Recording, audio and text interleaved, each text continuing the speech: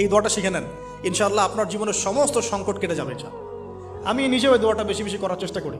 দোয়াটা হচ্ছে, মুসা আলাইহিস সালাম একটা গাছের নিচে হেলান দিয়ে বসলেন, বসে দেখলেন দুজন মেয়ে দাঁড়িয়ে আছে দূরে, পানি নিতে পারছে না, লোকজন পানি নিয়ে যাচ্ছে, ওরা দাঁড়িয়ে আছে বেচারি।